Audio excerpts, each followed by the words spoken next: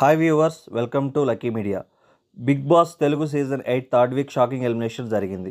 3 వారాలు big Boss హౌస్లో ఉన్న అభయ్ నవీన్ తన నోటి దూల కారణంగా బయటకు వచ్చేశాడు. మరో 2-3 వారాలు బిగ్ బాస్ హౌస్లో కంటిన్యూ అయ్యే అవకాశాలు నవీన్కున్నా తను చేసుకున్న తప్పుల కారణంగా ముందుగానే బయటకు వచ్చేశాడు. అతను బిగ్ బాస్ హౌస్ నుంచి బయటకు రావడానికి అతని నోటి దురిసే అసలైన కారణమని బిగ్ బాస్ లవర్స్ అందరూ ముక్తకంఠంతో చెప్తున్నారు. టాస్కుల విషయంలో పాటు మిగిలిన అన్ని విషయాల్లోనూ నవీన్ ఫస్ట్ నుంచే యాక్టివ్గానే ఉంటూ వచ్చాడు. కానీ మనోడికి ఈ వారం ఏమైందో ఏమో తెలియదు.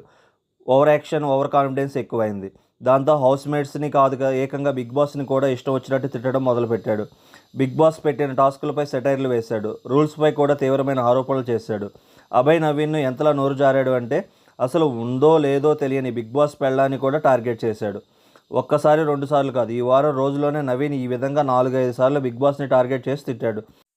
దీంతో ఈ వీకెండ్ ఎపిసోడ్స్లో ఎంట్రీ ఇచ్చిన నాగార్జున అభయ్ నవీన్ను డైరెక్ట్గా ఎలిమినేట్ చేసి పడేశాడు.